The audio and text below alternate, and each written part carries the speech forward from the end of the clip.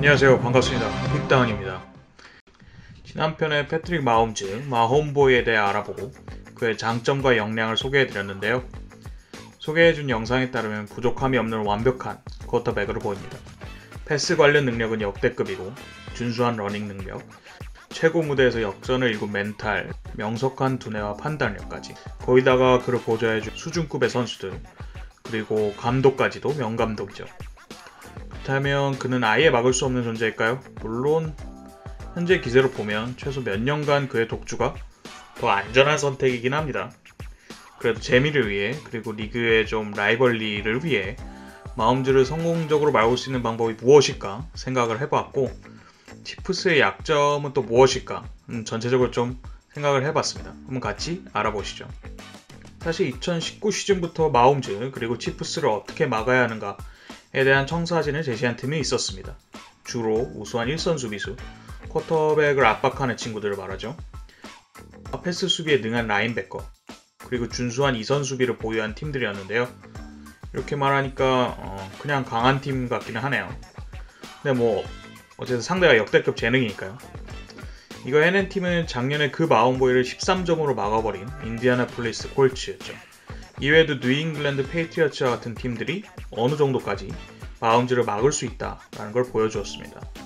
이들은 2선 수비, 그러니까 최후방 수비에 있는 세이프티들을 뒤로 한참 물려서 빅플레이 허용률을 줄이고 쿼터백을 향해 닥돌하는 1선 수비의 숫자는 최소한으로 유지했습니다. 상황에 따라 다르지만 주로 3명 혹은 4명만 쿼터백을 향해서 달리고 이렇게 달리는 걸 러쉬라고 합니다.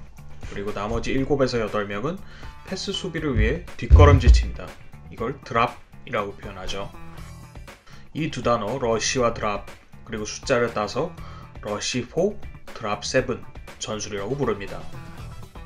패스를 수비하는 데 있어서 양극단의 전술에 있는 게 블리츠 전술과 이 러쉬 4, 드랍 7 전술입니다.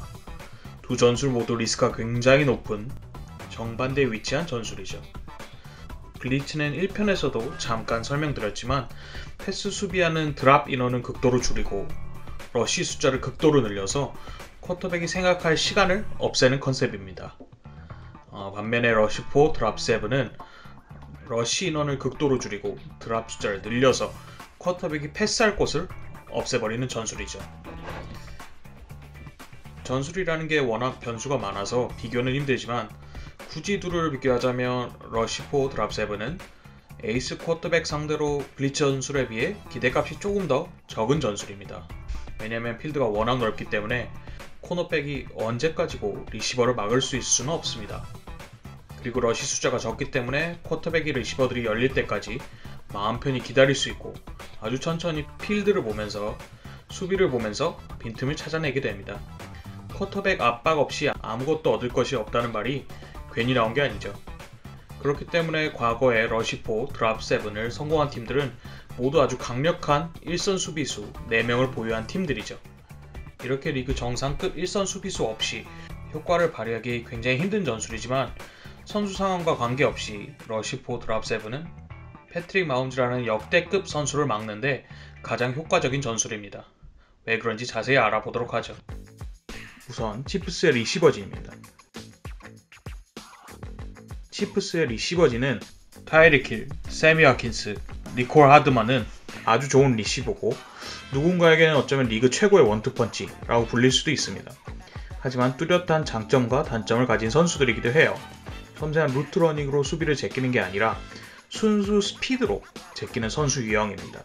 즉 중단거리보다는 장거리에 유리하죠. 물론 그만큼 압도적인 스피드를 보유한 선수이긴 합니다. 루트러닝은 이제 정해진 코스를 밟으면서 잔발, 페이크, 급감속, 급가속 등으로 수비를 제끼는 걸 말하는데 리시버가 수비와 거리를 벌리는데 아주 핵심적인 기술 중에 하나죠.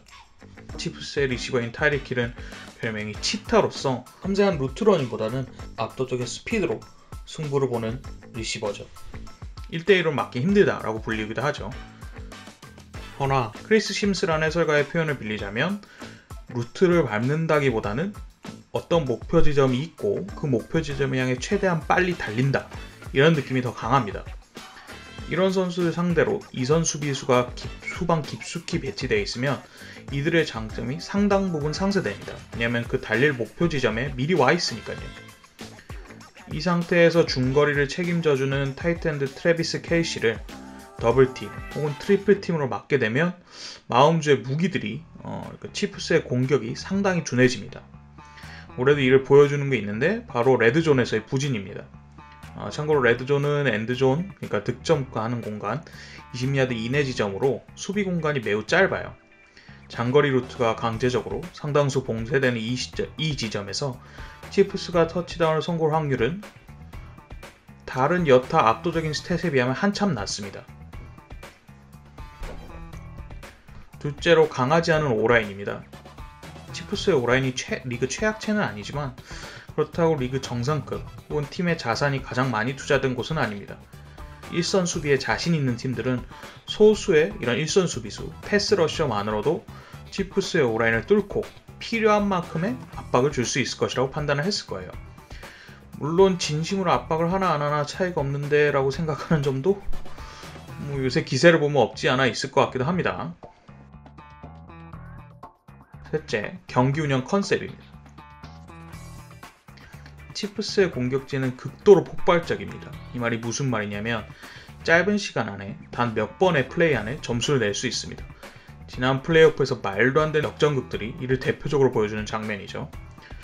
고로 상대팀 입장에서는 마홈즈가 필드에 적게 올라올수록 이득이에요. 왜냐면 이 친구는 올라오면 거의 항상 득점을 만들어내거든요. 즉 빅플레이를 최대한 막고 설령 실점한다고 해도 마홈즈로 하여금 한 번 공격권을 최대한 오래 끌게 하는 것이 팀적으로 경기 운영상 유리하다고 판단한 겁니다. 극단적인 예를 들면 어차피 필드에 나오면 매번 마홈즈가 득점할 거 한 번 필드 올 때 장거리 루트들을 막고 단거리 패스랑 러닝에만 의존하게 해서 10분에 2번 올라와서 2번 실점하고 한 번만 올라오게 해서 한 번만 실점 당하게 하는 거죠. 한마디로 한 번 득점까지 시간을 오래 끌게 하는 겁니다. 마지막으로 치프스 선수진의 다소 부족한 집중력입니다. 올해 치프스 선수진의 집중력이 굉장히 많이 떨어지고 있는데요. 많은 전문가들이 지적하는 대표적인 치프스의 문제 중 하나입니다. 경기를 끝낼 때 못 끝내서 상대에게 여지를 준다는 점이죠. 상대하는 수비 입장에서 경기 템포를 최대한 느리게 가져가서 치프스의 집중력이 흐려지는 순간을 노리는 겁니다. 다시 말하지만 열의 8은 이 방법을 쓴다 해도 치프스를 막을 수 없을 겁니다. 그거를 해낼 만한 선수진이 없는 것도 대부분일 거고, 그리고 그것보다 그런 선수진이 있다 한들 흔히 말해 주사위가 6든 날은 아무도 막을 수가 없습니다. 마홈즈를. 그리고 설령 6이 뜨지 않는다 해도 수비 대책만으로는 막기 힘든 게 현실입니다. 왜냐면 이런 수비가 완벽하게 먹힌다고 해도 치프스의 상대는, 그리고 마홈즈의 상대는 적게는 20점, 많게는 30점 이상 무조건 내야 이길 수 있습니다. 치프스의 감독 앤디 리드와 마홈즈도 이런 점을 좀 의식했는지 상대가 최후방에만 있어서 패싱 게임이 안 풀릴 때 마홈즈가 직접 러닝을 한다든지 아니면 중단거리와 러닝 게임에서 활약할 러닝백을 이번 드래프트에서 뽑는 등 나름의 대처법에 대한 대처법을 계속 강구하고 있습니다. 그러나 그렇다고 해도 상대법이 아예 없는 건 아니라고 봅니다. 쿼터백의 러닝은 언제나 높은 리스크를 짊어진 플레이입니다. 왜냐하면 쿼터백이 포켓에 나가게 되면 러닝백과 똑같이 취급이 되기 때문에 수비가 매우 강력한 태클을 꽂을 수 있죠. 그리고 또 뿐만 아니라 새로 드래프트한 러닝백도 당장 판도를 바꿀 만한 활약을 보여주고 있지는 않거든요. 줄 건 주면서 템포를 느리게 가져가서 상대의 집중력이 흐려지면 기회는 있다고 봅니다. 개인적으로 독주 체제보다는 치열한 라이벌 구도를 좋아하기 때문에 치프스를 상대할 방법에 대해 억지로라도 좀 소개를 해드렸습니다. 앞으로 치프스의 경기를 볼 때 치프스의 득점쇼를 보는 것도 물론 재밌겠지만 준수한 수비를 가진 팀들이 마홈즈 파워법을 이용하는지 안 하는지, 세이프티들이 얼마나 뒤로 빠지는지 이런 것들을 보는 것도 게임을 보시는데 조금 더 흥미진진하지 않을까 생각이 돼서 준비하게 되었습니다. 더불어서 이러한 좀 도전들이 계속 거세져서 더 이상 발전할 것이 없는 것 같은 마홈즈도 더 발전할 것이 있다 라는 걸 좀 보여주는 그런 순간이 왔으면 좋겠네요. 감사합니다. 봐주셔서 감사합니다.